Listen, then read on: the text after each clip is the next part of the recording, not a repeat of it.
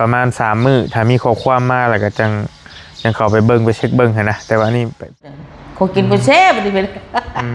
เงินที่แซ่บดิตัวกินเงินเฮ็ดบัดนี้เด้อ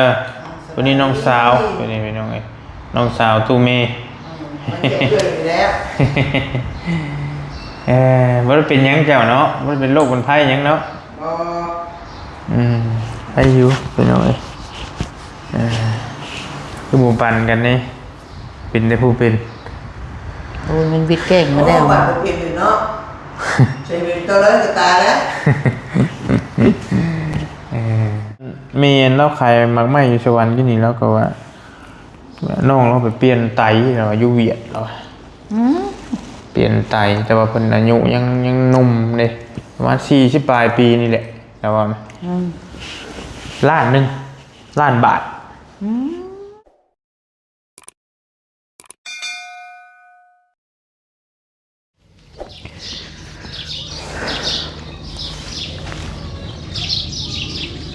สบายดีเด้อพี่น้องเด้อกับทักทายสบายดีเนาะสบายดีแล้วสวัสดีพ่อแม่พี่น้องยามบรรยากาศตอนแดดก็ยังแก่อยู่พี่น้องเนาะตอนนี้บอลลี่ก็ยังอยู่กลับเข้ามาแต่ในเมืองบอลลี่ออกไปในเมือง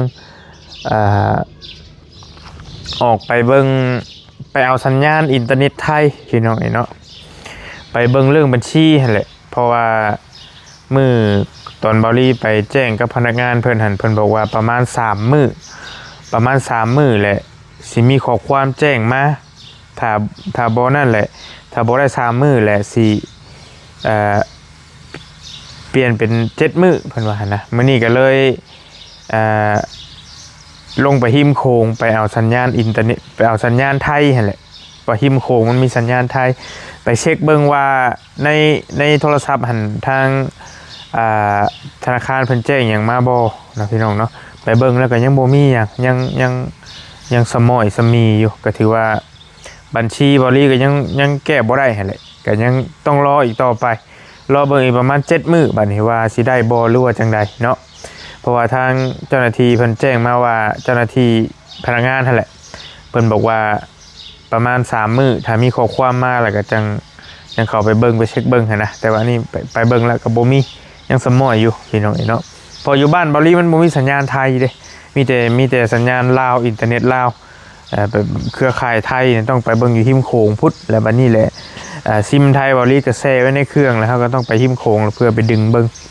ว่าเพิ่นส่ง SMS หยังมาบ่หั่นนะทางธนาคารเพิ่นแต่ว่าไปเบิ่งแล้วก็บ่มีพี่น้องเนาะก็กลับมาแวะเบิ่งอาการแม่ตื่มก่อนช่วงบ่ายๆบริก็ได้เนาะช่วงบ่ายโมงพี่น้องบ่ายโมงของวันที่18 มีนาสิฮอดเมษาแล้วพี่น้องเนาะก็เรื่องบัญชีบริก็ยังคือเก่าได้พี่น้องเด้อยังใช้บ่ได้แต่ว่าก็มีอยู่บัญชีสำรองถ้าพี่น้องจะโอนมาซอยคนนั้นคนนี้ก็มีบัญชีของทางห้านอยู่เอาน้ำสาวน้อยแหละเพิ่นก็มีบัญชีไทยอยู่ก็โอนได้ปกติแค่ว่าบัญชีชวนตัวบริแหละมันบ่ได้ซื่อๆเนาะพี่น้องเนาะก็จังรุ่นไปนำกันเครียดอยู่บริก็ได้แต่ว่าบ่เป็นหยังเนาะวันนี้แหละบริสิมาเบิ่งแม่อีกเทื่อนึงอัปเดตอาการแม่ให้พี่ให้น้องเบิ่งช่วงแรงๆเนาะพี่น้องเนาะว่าแม่เพิ่นเป็นแนวใดแน่แต่ว่ามื้อเช้านี้ก็เพิ่นโอเคอยู่พี่น้องเนาะก็มื้ออื่นสิไปอันเอิ้นขวัญไปเอิ้นขวัญตามความเชื่อเพิ่นอยากเฮ็ดให้มันสบายใจไปเอิ้นขวัญอยู่ป่าช้าเนาะไปหาพ่อวอลี่ไปหาพ่อว่าเตียงวอลี่แหละมองเพิ่นฟังพ่อว่าเตียงวอลี่หั่นไปเอิ้นนะครับเพราะว่าเพิ่นก็ไปเบิ่งหมอดูหมอเดาหั่นแหละเพิ่นไปเบิ่งแหละเพิ่นบอกว่าพ่อวอลี่นี่เอาควันไปเอาควันเอาอีหยังเมไปอยากได้เมไปอยู่นำหั่นน่ะวันนี้เฮาก็ไปเอิ้นไปครอบไปบอกเพิ่นว่าเฮาบ่ให้เด้อเมเฮานี่เบิ่งแยงอยู่หั่นนะเนาะหลายคนอาจจะยังบ่ฮู้ว่าพ่อวอลี่บ่เตียงนั่นเสียชีวิตแล้วเนาะเพิ่นเสียชีวิตประมาณ10 กว่าปีแล้วพี่น้องเพิ่นเสียชีวิตด้วยอุบัติเหตุทางรถมอเตอร์ไซค์เนาะอยู่ทางเข้าบ้านนี่แหละเพิ่นเสียชีวิต แบบกระทันหันเนาะหรือว่าบ้านเขาเอิ้นตายมีเฮงนั่นแหละพี่น้องเอ้ยแล้ววันนี้แหละก็เวลาผ่านไปทางแม่เพิ่นก็ได้ว่าภาษาบ้านๆเฮาก็เอาผัวใหม่ก็คือเอาเท่าพ่อคู่มือนี่แหละเพิ่นมาอยู่นํแล้วก็ได้ใช้ชีวิตร่วมกันก็หลายปีแล้วเรามาอยู่นี่ก็ได้แล้ววันนี้แล้วก็เวลาผ่านไปอีกก็แม่ก็เป็นโรคภัยไข้เจ็บก็ป่วยอ่อนๆแอดนี่แหละคือเห็นนี่แหละแล้วก็ตามความเชื่อทางบ้านเพิ่นก็สิไปเบิ่งหมอดูหมอเดาอ่ะแล้วก็เพิ่นก็สิเว้าไปต่างๆนานาว่าผีเอาไปผีเอาควันไปนั่นโน่นนี่ไปแต่ว่าอันนี้เพิ่นก็ว่าพ่อน่ะเอาควันไปมื้ออื่นเช้าเฮาสิได้ไปห้องควันพ่ออยู่ปราสาทห้องควันแม่แหละอยู่ผีปราสาทเพิ่นอยู่ท้ายบ้านเพิ่นแหละพี่น้องเอ้ยเนาะแต่ว่าอาการแม่ก็ถือว่าดีขึ้นอยู่ช่วงนี้ก็ฟอกไตคือพี่น้องเห็นนั่นแหละก็ไปหาแพทย์หมอเพิ่นก็ว่าไปทั้งแพทย์ทั้งหมอไปหาทั้งหมอผีก็ว่าไปทั้งผีนะพี่น้องเนาะแต่ว่าเรื่องความเชื่อนี่ก็โป้หลายทั้งบ้านเฮาเชื่อเรื่องผีเรื่องสางนี่ก็ได้ถือว่าหลายให้พี่น้องเนาะแต่ว่าแน่ๆหั่นแหละก็ต้องรักษาทั้งแพทย์หมอพุ่นแหละจังสิเศร้าพี่น้องทั้งห้องแพทย์ห้องหมอฟอกไตพุ่นแหละเนาะถึงเฮาสิไปเอิ้นซำใดก็ย่ามันก็บ่เศร้าคือเก่าแต่ว่าอันนี้ก็เฮ็ดเพื่อความสบายใจเฮ็ดเพื่อความสบายมกสบายใจเฮ็ดไปแล้วมันมีแรงจิตแรงใจก็เฮ็ดไปพี่น้องเนาะทางนี่ทางนั้นก็แต่ว่าเฮ็ดไปเฮ็ดหยังก็เฮ็ดนะแต่ว่าบ่ให้เบียดเบียนสัตว์บ่ให้ฆ่าสัตว์คือตามหลักการของพระพุทธเจ้าเพิ่นก็บอกไว้อยู่เฮ็ดหยังก็อย่าแต่บ่ให้เบียดเบียนบ่ให้มีการฆ่าบ่ให้มีการขโมยเกิดขึ้นเนาะก็จัง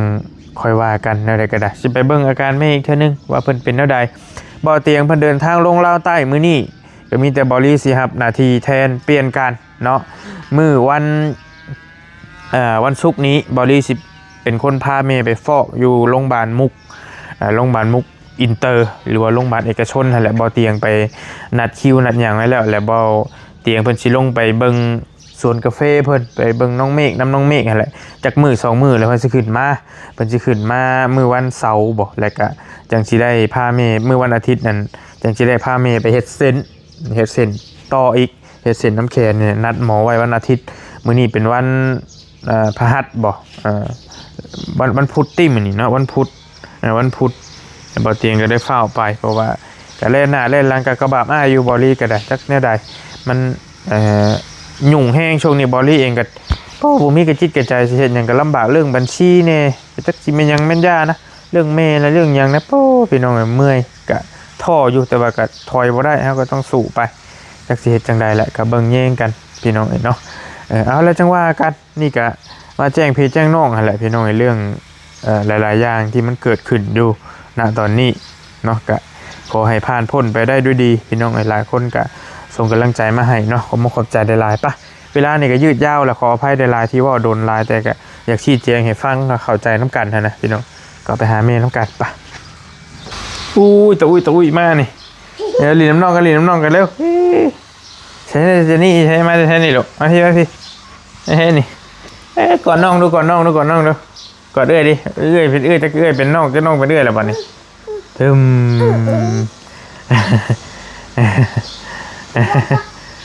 ขี่รถไปขี่น้ำกันไปลีนน้ำน่องไปลีนน้ำเอื้อยไปลีนมังตะลูดไปลูกไปโอ้คึมไปลีนน้ำเอื้อยผูกไปลีนน้ำเอื้อยผูกมืดคึมมึมเพียงเจนนี่ท่านี้พุงเป็นพุงก้นเป็นก้นตูดเป็นตูดขี่น้ำกันได้ลูกได้จะให้กันได้บ่เจ็บบ่เบิ่มพ่อให้เบิ่มมันยังไม่ถึงมือเพี้ยงเช่าเลยนี่เอ้ยขึ้นมานี่ขึ้นขี่น้ำกันใช้น้องให้น้องขึ้นน้ำกันเอาน้องขึ้นมาเจนี่ขึ้นลูกเจนี่ขึ้นมาพี่ขึ้นรถพี่เร็วขับแล้วเจนี่ก็ขับแล้วอันนี้ขึ้นบอตี้แต่ขึ้น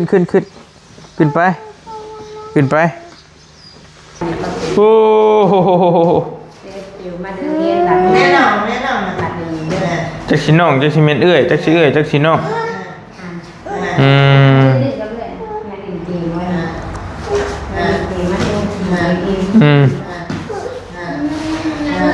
พิ่นอยากไปลาวเพิ่นบ่เพิ่นอยากไปลาวไว้เว้าบ่ทิพย์เลยเพิ่นย่านลุงพี่น้องไอ้น้อง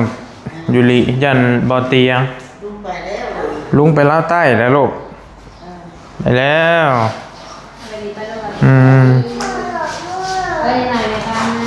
เมื่อสบายขี่รถเมื่อไปแม่ขี่จ้างมาส่งไป แน่นอนแน่นอน ไปทางไหนก็เบิ่งมีตั้งโอ้ยคุณติมตักอันนี้ผมมุ่มอยู่โคตรโห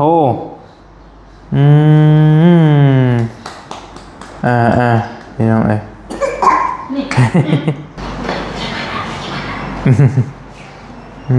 นอนติ ผ่านดี ฮะ มันผ่านที่พ่อว่าเลยมันผ่านกันเลย ไปเฮ็ดได้เด้ ว่าถูกอีกด้วยดิ สิผูกให้บ่ ผ่านเลยลงมาเอ้ย ผ่าอยู่ไส มันผ่านเลย ฮะ มันผ่านเลยผ่านเลยเขาเต้นน้ำควันเนี่ย เอ้าเจ้าสิผูกบ่ ไปถูกไร่อยู่หมดผ่านเลยเลย ผูกให้ยุริบ่อันนี้เอาย่ายังให้ผูกให้ผูกแขนให้ผูกแขนให้เจนนี่ผูกแล้วผูกให้ยุรินี่ผูกให้ยุรินี่ ผูกเด็ดแต่ว่า ผูกแขนแล้วเป็นผูกแขนนะ ผูกแขนให้แม่ผูกแขนให้ อันนี้ยาผูกแขนไม่ได้อันนี้ผูกแขนได้เลยไปไปให้ยาผูกแขน ตัวผูกให้ย่าก็ได้ไปเอาตัวผูกให้ย่าก็ได้ลูกไปตัวคันผูกให้ย่าย าผูกแขนเร็วยาผูกแขนยืดแขน ตัวผูกให้ย่าไป ใช่ค่ะ นี่เด้นี่จับให้ย่าแม่ผูกผ่าอยู่ใช่ผ่าอยู่ใช่นี่ผ่านี่ผ่านี่ผ่านี่ก็ยังเกิม มันไม่ผูกแขนเลยจ้ามันลงมา ให้ย่าผูกแขนให้ลูกให้ย่าผูกให้ย่าผูกให้ เรื่องนี้ลูกเรื่องนี้ยาผูกแขนนี่ ย่ามันละไม่อยากผูกก็ได้ โอ้ ตามเพลงเพิ่นนั่นแหละเอาย่าแค่อย่างในเดือนนี้ เป็นยางจะเป็นยาง จะเป็นไปเสียงเพิ่น นี่ซี่อยู่บางนี่ซี่อยู่บางนี่มีผูกแขน นอนรับอยู่บ่ รับอยู่ รับอยู่ กินยา ยาทั้งกลางคืนกลางเว้นบ่ บ่ได้บ่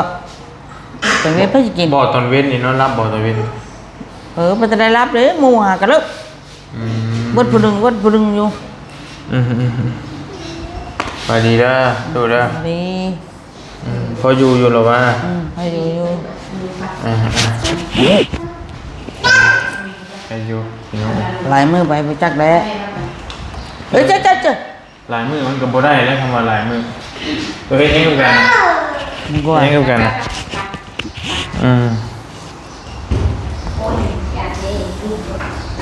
อื่นไปปราสาทอื่นติ นั่นน่ะกี่บ่เตียงได้ยินว่าไปห้องควันบ่จะไป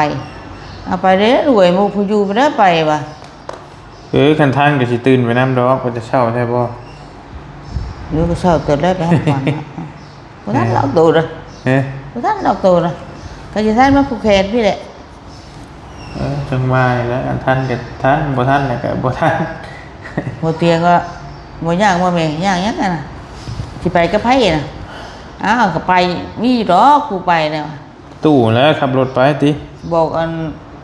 พอตุดวงไปน่ะเป็นนับไปนำแล้วก็หมู่ผู้ไปยิงไปยังแล้วพวกนี้เพิ่นโอ้ยบ่ทันดอกว่ะสิขับรถใหญ่ไปป้าเพิ่นได้เฮือนสาวาเพิ่นก็ย่างไปมัน เดี๋ยวฟังเบิ่งตั้งนาฬิกาปลุกเอาได้อยู่ดอกคันว่านั่นก็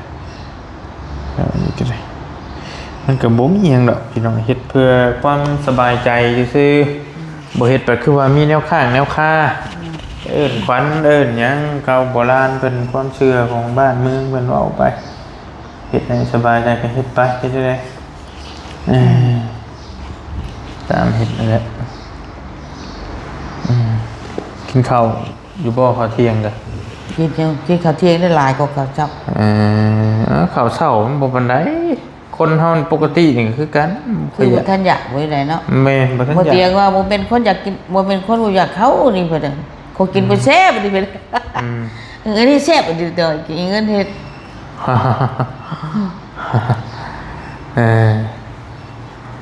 จะมาตื่นเช้ามาดิก็บ่อยากคือกันนะคือบอลี่นี่ไงพี่น้องมันบ่ทันยาตอนเช้าอีกอ่ะที่ท่านอยากสวยๆมากพี่เลยมื้อนี้วันพุธพี่น้องวันศุกร์แหละสิได้พาแม่ไปวันศุกร์ตอนเช้าบ่ายอีกมื้อนึงนะอยู่อีกมื้อฮื้อตอนเช้าเฮาไปเนาะไปก็ไปโรงหมอเอกชนนั่นแหละไปโรงหมอมุกอินเตอร์ก็บ่ยากไปได้ดอกเพราะว่าไปติดต่อเพิ่นไว้เพิ่นแล้วเนาะก็บ่มีปัญหาหยังตอนนั้นก็มีแต่ไปเมื่อบ่ เอามีค่าแม่นมื้อ บอกว่าเอกชนเพิ่นส่วนหลายเพิ่นก็บริการเองนะเพิ่นเฮ็ดเองเพิ่นบ่ไม่ได้เฮาพาไปซื่อๆเพิ่นอยู่เองหยังเองเจ้าก็ไปนำกันแล้วว่ามื้อนี้ มื้อใด มื้อไปติดต่อเพิ่นน่ะ บ่ได้ไปเฮิงผู้ใด ไปแต่บ่เตียงบ่ เตียงไปผู้เดียวเด้ เออเตียงไปติดต่อหมองฟอกไว้ มาได้ไม่ดูไข่กว้างเลย เปิดไหมอยู่น้ำยาไปถามยาลูกยาเป็นได้ไดถามยาดูไปอยู่น้ำยาไป พี่จัง อยู่น้ำยาไปเบิ่งยาดูยาเป็นได้ได มาพี่มามา ดื้อมันจะอยากไปอยากเมื่อ ได้บ่กระตุ้นมาให้ย่าน่ะบ่ได้ ได้ไม่ใช่คันมาคนเอาหน่อยก็มีอยู่น้ำเฮือนซื้อมาคืนนี่แก ย่าได้ให้ปู่อีตาเฮ็ดเด้เฮ็ดถูกเอาล่ะ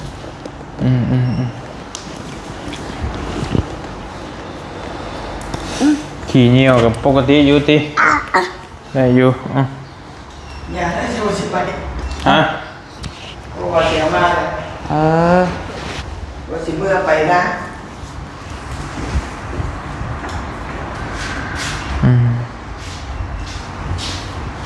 ย่านบ่ไปลูก ต้องญาติเลย เฮ้ยนางงามเพิ่น บัดนี้เด้อวันนี้น้องสาววันนี้เป็นน้องไอ้น้องสาวตู้เมย์ มันเกิดอยู่แล้ว บ่ได้เป็นหยังเจ้าเนาะบ่ได้เป็นโรคเป็นภัยหยังเนาะ อ๋อ ให้อยู่เป็นน้องไอ้คือหมู่ปั่นกันนี่เป็นได้ผู้เป็น โอ้ยมันวิดเก่งมา โอ้ แล้ว บัตรเปลี่ยนอยู่เนาะใช้เป็นตัวร้อยกับตาแล้ว น้องสาวเป็นน้องไอ้จักปีแหละเจ้า จื้ออยู่บ่ 50 กว่า56 อีเมล59บ่มันว่า56ก็ห่างกัน3 ปี ไป3 ปีแล้ว แม่นบ่ก็แม่นในคันว่าห่างกัน3 ปีก็56ปีบัตรเป็นสิว่าบ่เนาะเพิ่นยากเป็นอยู่ว่าชื่อนี่ไปชื่อน้ำแมวเนี่ยปวดเหี่ยวชื่อยาแมวมาต้มกิน เป็นบ่ได้นักบ่ เป็นเหนียวปวดเหนียวบ่เหนียวบ่สะดวก มันคือหนาวแฮงแต่ดิหมดบ่ ฮะ ก็มีหมดชาพะโลง ทั้งพัดลมทั้งเอเห็นบ่มันก็หนาวเลย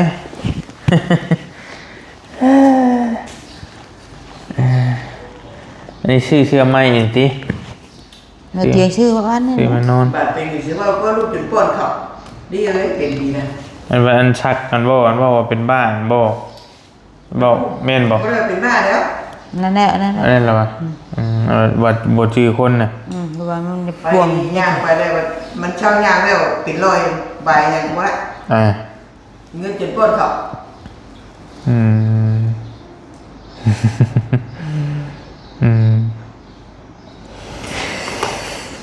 เพิ่นมีพี่น้องกัน 3-4 คนพี่น้องไอ้ตู้เมย์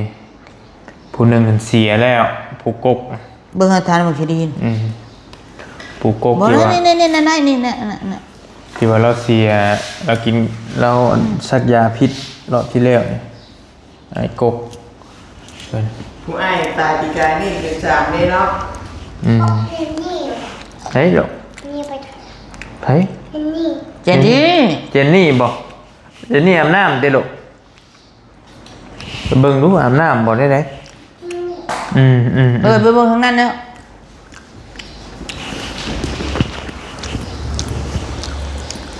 ก็เห็นดูอยู่กันโอ้ยเลยน่ะไม่รังนะจ๊ะ เยอะ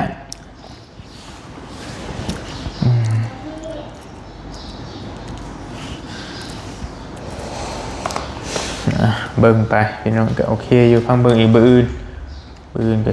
แสดงว่าเฮาสิบ่ได้ฟอกนี่3 มื้อ เห็นบ่ลูก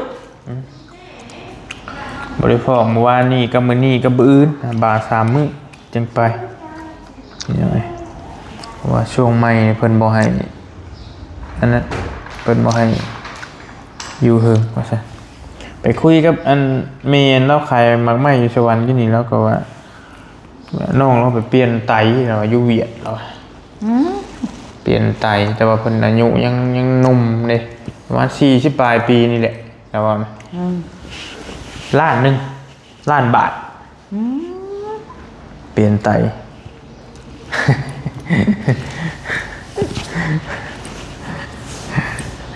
แต่ว่ามันก็บ่พอยากสิหาไตให้มันเข้ากันก็บ่ง่ายคนสิบริจาคไตอีกเลยก็ยากเด้ก็ได้ยินเอาว่าอยู่เอาเว้ยก็ว่าอยู่ว่าคือพอไปเฮ็ดอยู่เวียดว่าซั่นน่ะไปเปลี่ยนไตเลยนั่นแหละผ่าไตออกตัดต่อไตใช่ไหม บ่ตายเหรอถูก มุมหัวตาย แต่ว่าก็ต้องกินยาตลอดอีกนั่นแหละแค่ว่าเขาบริฟอกมาแล้วก็กินยาเรื่อยๆกินยาตามเราเอาวินิกอะล้านหนึงแล้วอะแต่ว่ามันสิมีตลอดบ่แค่นั้นแหละสมมติว่าในชาทันซะเราเอาไตเราอันนึงคือบอกกันนั่นแหละเราก็พาเอาไตเราอันนึงแล้วมาให้เจ้าอันนึงนะหรือว่านั่นก็คนบ่ฮู้จักก็บางที่คนเขาอยากได้เงินนะเขาขายสมมุติว่านะขายไต เอาขาดใจเจ้าบ่ตายไหมจ้ะ กับบ่ตายกันยังเหลือคนละอันคือเฮานี่อยากได้เงินนี่แล้วก็ไปนั่นไปขายไตให้ข้างนึงเขาก็พาเอาแต่ว่ามันเห็นนักบ่ได้เห็นว่า ง่ายเสียเนาะ คืออันนี้ก็ได้พี่น้องสมมุติว่าเลือดเข้ากันนี่นะลูกก็ได้พาเอาไตข้างนึงไปใส่ เป็นเฮ็ดได้เบิดเนาะกูมือ ได้แบบเอาออกได้ยังอันเดียวเช่นเชียง ยังอันเดียว เจ้าก็ยังอันนึงวันนี้เก็บได้อันนึงทีละ ที่อยากได้เงินที่อยากก็ได้ก็ได้เนาะอ๋อแล้วบอก กล้า อันนี้ยกตัวอย่างบอดี้ยกตัวอย่างที่ซื้อแต่ว่าบ่ฮู้ว่าขบวนการเพิ่นไปเฮ็ดแบบใดนะเพิ่นบางคนก็เกิดอุบัติเหตุสินะตายมีเฮงสิก็บริจาคไตก็มีก็เอาไตไปญาติพี่น้องนี่แหละเอาให้สินะต่างจากทำบุญบางคนก็เขาเจ้าเว้าไว้ตอนบ่ทันตายท่านหยังก็ว่าเขาบริจาคให้นะ ก็เนี่ยอยู่พี่น้องกับคน เขาตายไม่เห็นก็เขาเอาไว้ เขาพาตัดไตไว้สินะ ยังดีอยู่บ่ ก็ดีให้แล้วเนาะไตคนบริเป็นหยังวะคนรถชนรถหยังสินะ แต่ว่ามันต้องถือกับเขาอีกได้แหละเลือดเนี่ยมันต้องถือกันได้พี่น้องได้ยินอยู่ได้ยินเป็นว่าหลายคนอยู่ว่าอยู่เวียดก็มี เพิ่นว่าเวลาอยู่เพิ่นแต่นั่นอยู่ดอกคือพวกเตียงนี่มันจะหายแม่ชาหน่วยหนึง แม่ โอ้กล้าให้มันเฮ็ดเนาะไอ้บ้ามันเนาะ นั่นคือเอาไปได้บัดลูกก็เป็นได้ไหมได้บัดเนาะ กระเชียงฮะแหละแม่เชียง นี่ลูกกับปาดแม่กับปาดเพิ่นสิเบิ่งน่ะ แม่ก็เดียว เพิ่นสิเบิ่งน่ะบัดนี้ เดียวกระเชียงฮะแหละเรื่องเชียงกะแต่ว่า เขาว่าถึงบ่รับอันน่ะด่ามัน กรณีว่าลูกเอาให้แม่พี่น้องเอาให้กันก็ได้ คนบริจาคก็มีพี่น้องเพิ่นตาม ที่บ้านลูกผู้เขา ตามเพิ่นเว้า ยังหายังมั่งเนาะ ตามเพิ่นเว้าหั่นนะแต่ว่าบางคนก็ขายบ่รู้ว่าแนวใดอันนี้ก็เฮาเว้าไปซื่อๆดอกบ่มั่นใจว่าเพิ่นเฮ็ดแนวใด ยกตัวอย่างที่ซื้อนะเห็นอะไร บางคนก็ยังน้อยสิแต่ว่าส่วนหลายก็ฟอกนั่นแหละส่วนหลายฟอกแต่ว่าบางทีข้านฟอกได้แค่ขี้ข้านเที่ยวเจ็บบาทเดียวเลยย่าเลยเอาบาทเดียวให้มันเลี้ยว ก็มันหาง่ายก็ใครอยู่พี่น้องเฮ็ดง่ายเนี่ยก็ใครอยู่แต่มันเฮ็ดยากหายากราคากับโพด ก็ทิ้งกัน ค่อนข้างแพงเองต่างๆ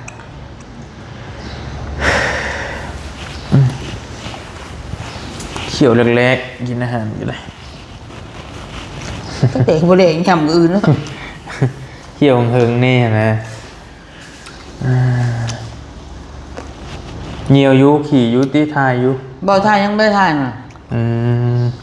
ดีมอนนี่ก็ดีเย็นจังซั่น หนาวพอดบ่ มอนเนาะ มันซึ่งจะพูดไปจัก มอนลงเด็กเป็ดอยู่ คือ26อยู่เอาซะเป็ดบ่ พอเป็ดพอดีชักตรวจอยู่ให้งามอ่ะให้งามอ่ะ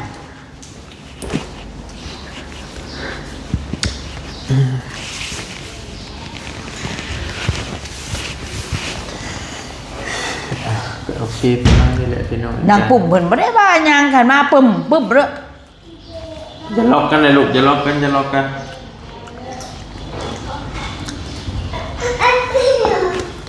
จักในใดก็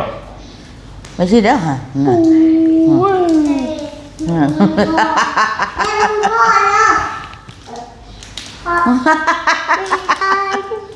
เฮ้ยแล้วพา โอเค กันไปนั่งลินไปนั่งลินโต๊ะไปบ่พากันไปนั่งลินไปนั่งลินไปน้ำลายเฮย ก็พูดดอกตัวกาโอ้ไปลินพากันไปลินไปลูกไปพากันไปลินปิดไว้ไปนี่งับไว้ บนเพียกันได้กันอยู่นี่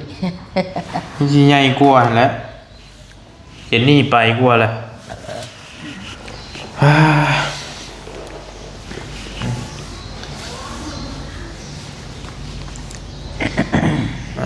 จะจังบากันเป็นน้องกับปกติอยู่ตัวเมย์กันนะมีแต่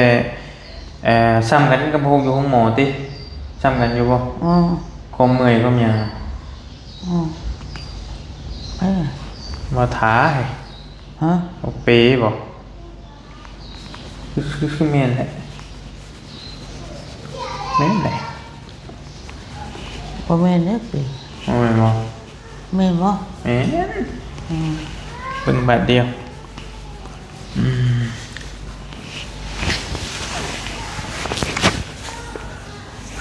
ไปซะพักผ่อนก่อนนี้ก็สิ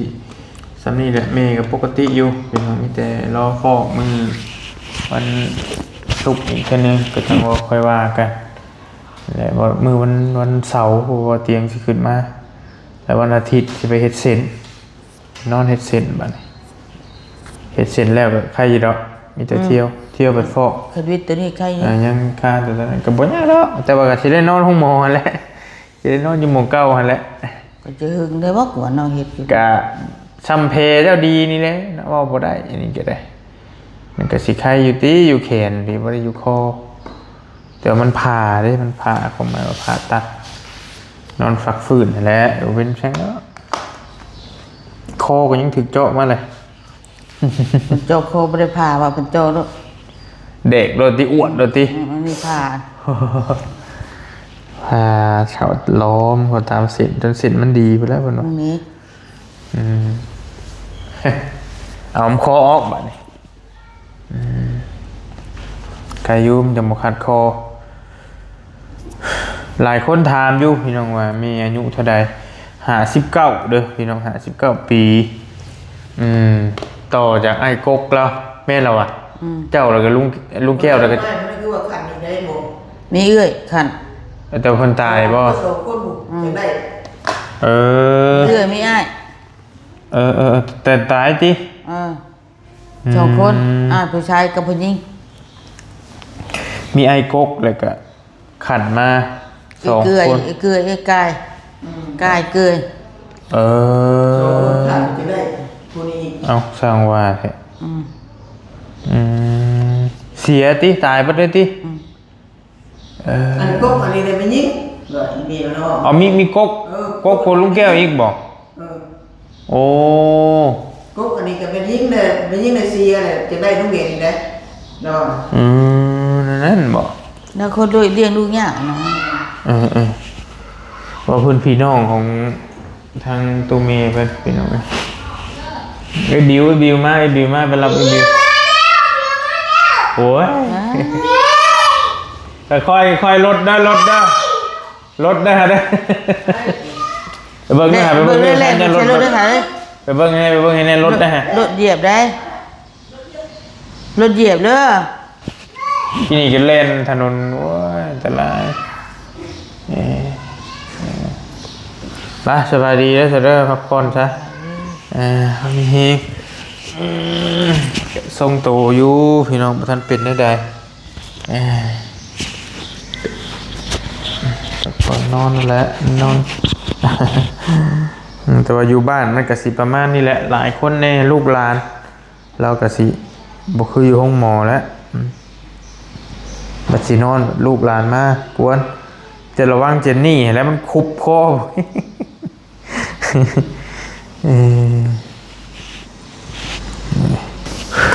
โอเคนี่ก็เป็นอาการเมล่าสุดพี่น้องเพิ่นก็ปกติอย่างแหละคนฟอกไตก็บ่มีหยังหลายมีแต่คันว่าสิอันตรายอีหลีก็คือเฮาป้าไว้หลายมื้อแล้วยันอันตรายอยู่ตอนนั้นเดี๋ยวนี้เฮาก็เบิ่งนี่แหละเพิ่นนัดประมาณ 3-4 มื้อเนาะคือว่าทุกวันเสาร์แล้วก็วันอังคารนี่แหละต่อไปนะวันเสาร์วันอังคารอาทิตย์ละ2เทื่อตามที่ได้คุยกับบ่เตียงนะก็ขึ้นอยู่กับคนไข้อีกว่าเฮาสิดูแลตัวเองได้ซำใดอาหารการกินแล้วก็เรื่องผลไม้รากไม้นี่ก็ FC เพิ่นก็ส่งมาบอกหลายอยู่นะเป็นประเภทแตงโมมักหุ่งบอกเพิ่นว่าหามคือว่าแก้วมังกรน้ำเนแม่นอันตรายอยู่ได้เพิ่นว่าตามเพิ่นส่งมาบอกแบบว่ามันสิเฮาสิได้ฟอกไว้นะเพิ่นว่าให้งดซะเบิ่งเพิ่นส่งมาบอกหลายอยู่พี่น้องก็ย้อนบ่ฮู้นั่นแหละไผก็ได้ก็ดีแล้วมีเพิ่นส่งมาบอกหลายเนาะมีส่งมาบอกก็ถึกอยู่กันบ่รีบเบิ่งก่อน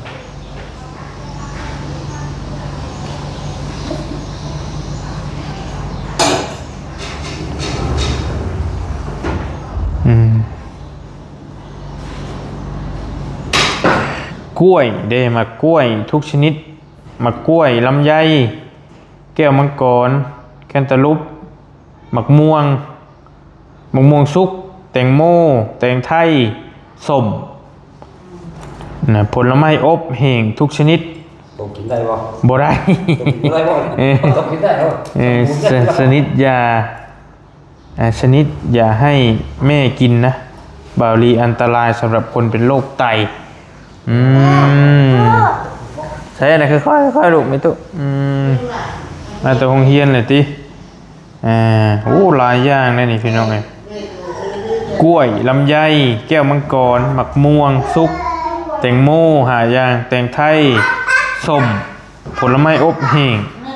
ทุกชนิด 7-8 อย่างพูอย่าเห็ดได้ลูกถึกตู้เด้อบอเม็ดยุลิพวกนี้เป็นได้นักเรียนมาแต่โรงเรียนน่ะมานี่ดูมาสบายดีดูสบายดีมึงดูสบายดียูริสบายดียูริโฟปุ้งมาแล้วโฟ สบายดีสบายดี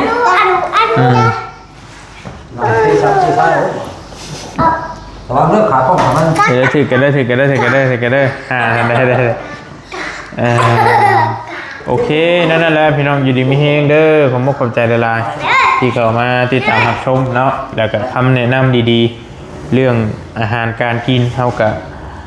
บ่จักก็ดีได้พี่น้องถ้าพ่อแม่พี่น้องเพิ่นบ่บอกว่าเรื่อง